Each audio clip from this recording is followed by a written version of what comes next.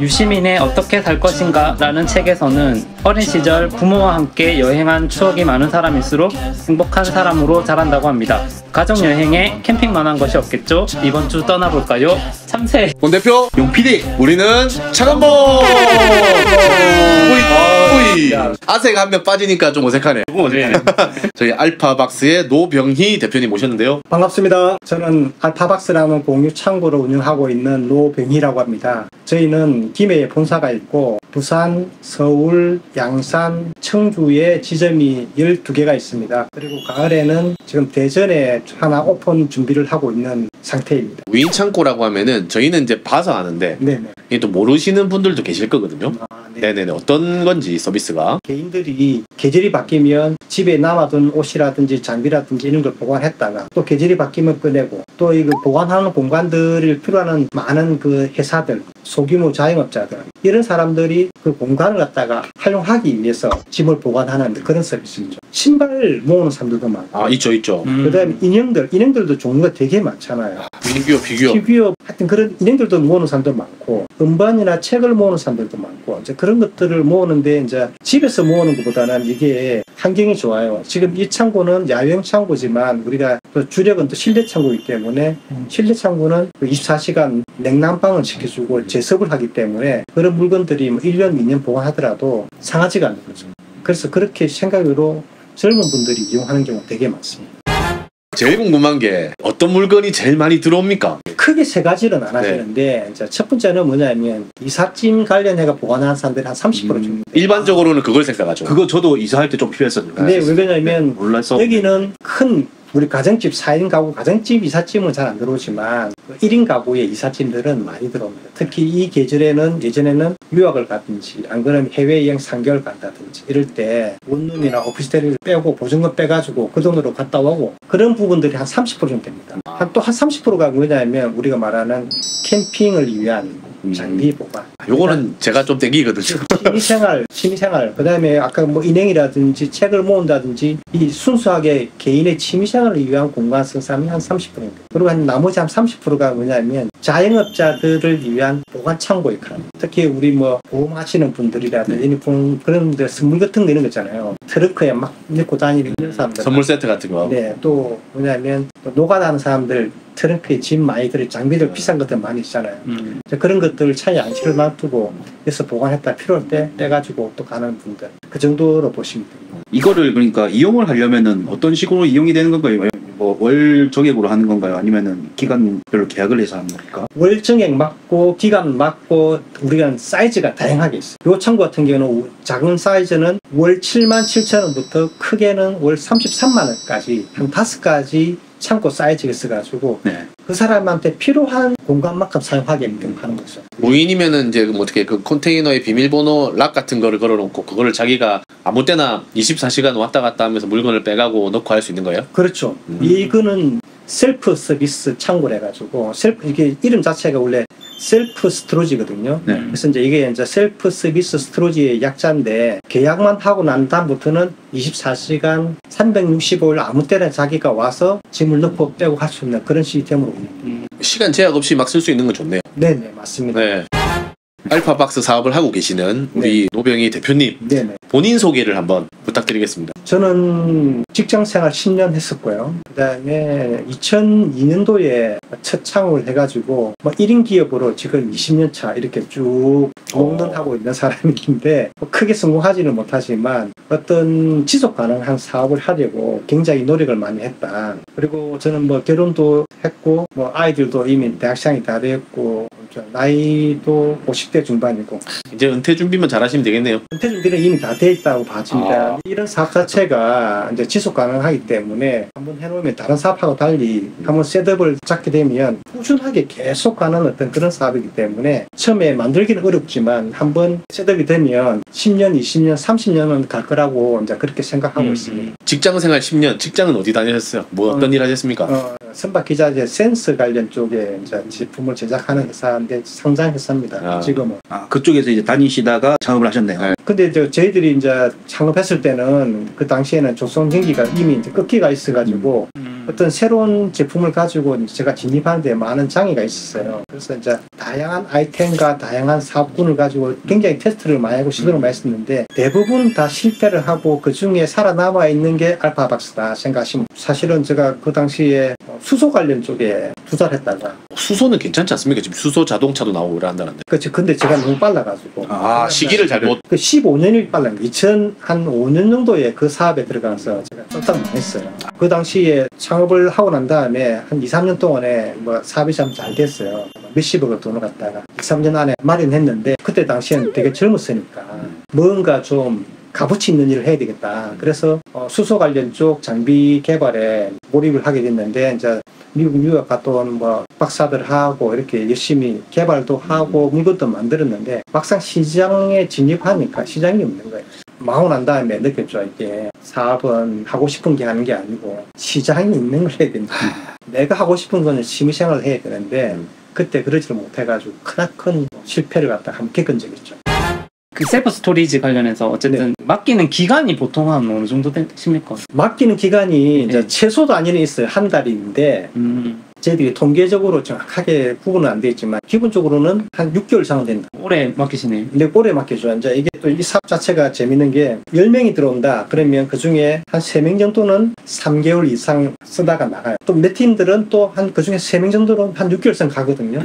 또 그 중에 한두 명은 1년 이상 가거든요. 그러면 이게 계속 턴이 계속 되면 어떻게 돼요? 마지막에는 거의 다 오랜 고정 고객들만 있는 거예요. 그렇겠네요. 그래서 지금 우리 창고 중에서는 2015년도에 저희들이 오픈했는데 17년도부터 계속 이용하는 사람들이 아직도 있어요. 그런 수순으로 나중에는 오래 보관하는 사람들만 계속 남아있는 거죠. 혹시 부작용으로 물건을 맡겨놓고 네. 돈을 지불하지 않고 멀티 아니 왜냐면은 전당포에서도 원래 물건 맡겨놓고 그런 경우 그냥 많아요. 도망가는 사람이 많잖아요. 네. 많아요. 그런 그렇지. 그게 제일 문제겠죠. 아무래도 이 사업은. 이 사업에서 가장 안 좋은 게 이제 그런 부분인데 이제 그런 케이스가 많이 생기는 거 아니고 한 100명 중에 한 명 정도 한 1% 정도는 아마 그 정도는 생기는 것 같아요. 그래서 이제 그런 걸 갖다가 저희도 한 3, 4개월 정도 기다렸다가 계약을 하고 난 다음에 3개월 이상 체납을 하게 되면 폐기 처분한다는 어떤 그런 조항을 가지고 계약서를 작성했기 때문에 그런 경우에는 거의 다 폐기 처분합니다. 그럼 반대로 그런 적은 없습니까? 이 안에 넣어놓은 짐들의 문제가 생겨가지고 클레임이 걸려가지고 뭐 배상을 해줬다거나. 그런 경우가 네. 자, 지금까지 두 케이스가 있었는데 이 창고 이번에 야외 창고인데 여기에 서점이 들어왔는데 이 창고가 막 설치되고 이제 바로 새 창고에다가 짐을 넣었었는데 그 창고가 아마 용접 불량이 생겨가지고 비 올 때 물이 좀 들었잖아요. 물이 그래서 그때 당시에 한 100만 원치 책을 사준 경험이 있습니다. 팀원 소개란에 없음 적어놨네요. 제가 이 사전 인터뷰에서 보기에는 김해 여기도 있고 네네. 여러 군데 지점이 있다는 걸로 제가 들었는데 네. 운영을 어떻게 좀 하고 계시는지. 저희들 회사에는 제 포함해서 3명에서 일을 하고 있습니다. 마케팅 담당 직원이 있고 운영 담당 직원이 있고 저는 전체 뭐 창고 갔다가 개설하거나 왔다 갔다 하는 출장 다니는 쪽 일을 많이 하는 편입니다. 운영은 여기서 다 합니다. 지형점은 전부 다 김해에서 다 컨트롤 다 합니다. 요즘에는 이게 기술이 워낙 많이 발전하다 보니까 비대면으로 계약을 하고 비대면으로 우리 출입증을 갖다가 보내주고 이 사업 자체가 좋은 게 셀프 서비스로 운영하다 보니까 우리는 한 2, 3주마다 한 번씩 가서 청소만 해주면 되는 어떤 그렇게 관리를 하고 있습니다. 인력이 이제 많이 필요 없는. 네네, 그렇죠. 보면은 세 분 중에 한 분이 이제 마케팅 하시는 분인데 네. 그만큼 이제 마케팅 비중이 높은 건가요? 전체적으로 한 달에 이제 마케팅 비용을 갖다가 한 500 정도 사용하고 있고 우리 마케팅 하는 부분에서는 아무래도 한국에서는 네이버가 가장 중요하다 보니까 네이버 블로그 운영하는데 저희들이 이웃이 한 6,000명, 글이 한 300개, 그다음 카페 운영하고 있고요. 스마트 스토어 운영하고 있고 스마트 플레이스도 되고 있고 지식인, 그다음에 가끔씩 인플루언서 마케팅도 직접 하고 있고요. 광고도 운영하고 있고 구글도 마찬가지 구글 광고 직접 운영하고 있고 지점별 소식이라든지 이런 것들을 계속 업데이트 시키고 페이스북, 인스타, 뭐 핀트레스트 이런 쪽 뭐 공짜로 올릴 수 있는 거는 다 올리고 그다음에 돈으로 할 수 있는 것도 최적화시켜서 계속 하는 거죠. 우리가 이제 생각하는 게 이제 광고 비용을 갖다가 지점을 한 개 오픈할 때마다 50만 원씩 올린다라는 어떤 그런 개념을 가지고 기준을 만드셨네요. 네, 그래서 이제 우리 지금 운영하고 있는 게 전체적으로 12개 정도 되기 때문에 거기에 맞춰서 한 개씩 오픈할 때마다 조금씩 가격을 올립니다. 보면은 여기 창업 후 어려운 점 보면은 여기 이제 딱 이어지는데 투자비가 많이 든다. 요거는 근데 투자비가 많이 들 수밖에 없는. 딱 봐도 그럴 것 같아요. 그래서 요거 투자비가 많이 든다. 돈이 좀 있어야 시작할 수 있잖아요. 근데 이제 초창기 할 때는 한 2년 동안 내 시간과 한 2, 3억 정도 깨질 거라 생각하고 이 사업을 시작했었거든요. 이제 그 뒤부터는 어느 정도 되면서 이제 이게 부동산업이니까 가능하면 부동산업은 안 망하는 방법이 자기 건물에서 자기 땅에서 하면 망하지가 않는데 남의 땅, 남의 건물에서 사다 보면 이게 또 이게 한 5년 뒤에 계약 기한이 되면 완료되면 나가야 되고 이렇게 되면 굉장히 리스크가 크잖아요. 그래서 이제 되도록이면 우리가 부동산을 매입하는 쪽이 많다 보니까 투자비가 굉장히 많이 들어가는 거죠.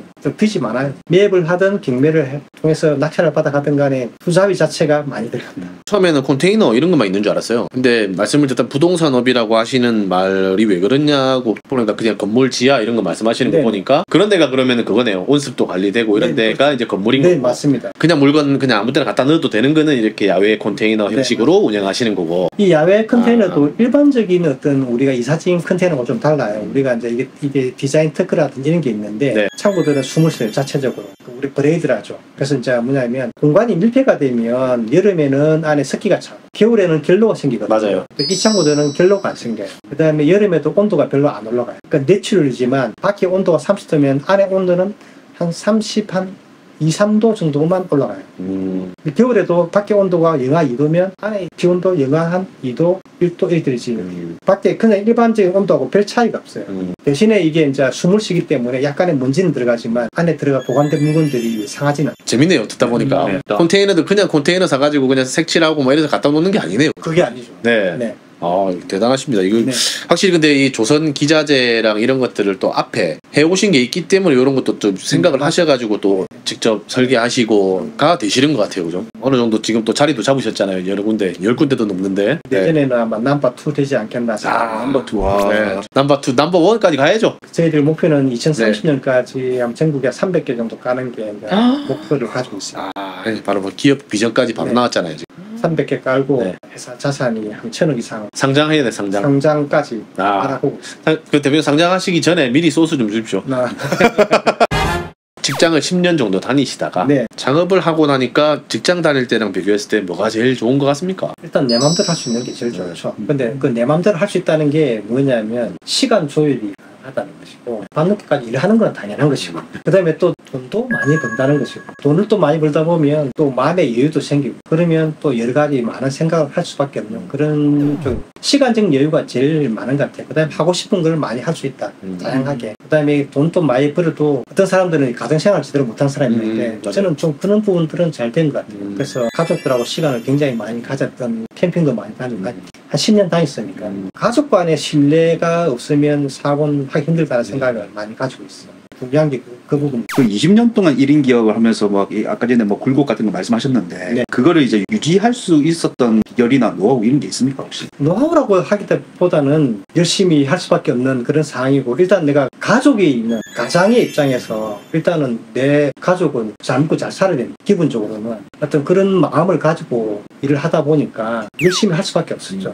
근데 열심히 하다 보면 또 새로운 게 아이템이 나오면서 뭔가 새로운 게 있으면 계속 도전을 했던 것 같아요. 그래서 아이템이 실패하고 성공하고 계속 이렇게 돌아가면서 20년 동안 한 가지만 본 게 아니고 여러 가지 아이템을 가지고 시도해가지고 그 중에 한두 가지만 살아남은 거거든요. 그래서 이게 한 가지만 가지고 되는 건 아니고 계속 변화에 나도 같이 변하려고 되게 노력을 많이 했다. 그런 생각이 듭니다.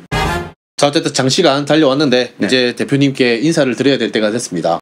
자, 우리 참새님. 비슷한 분야 여기 창업 준비하시는 후배들에게 뭔가 해주고 싶으신 말씀이 있으실까요? 이 업종이 아니더라도. 네, 일단은 제가 안 그래도 그런 부분에 저도 되게 고민을 많이 했던 사람이다 보니까 첫 번째가 뭐냐면 지속 가능한 사업이다. 한 5년, 10년 이렇게 가능한 사업을 스택을 해야 된다. 뭐 유행을 타가지고 뭐 뽑기라든지 뭐 아이스크림 가게라든지 이렇게 1, 2년 반짝하고 그만두는 사업을 하게 되면 나중에 사업을 하고 난 다음에도 노하우라든지 이런 게 없어지잖아요. 그래서 가능하면 10년, 20년 갈 수 있는 지속 가능한 사업을 선택을 해야 되고 또 유행을 타지 않는 사업을 해야 된다. 그 다음에 이 사회가 요즘은 되게 많이 변하잖아요.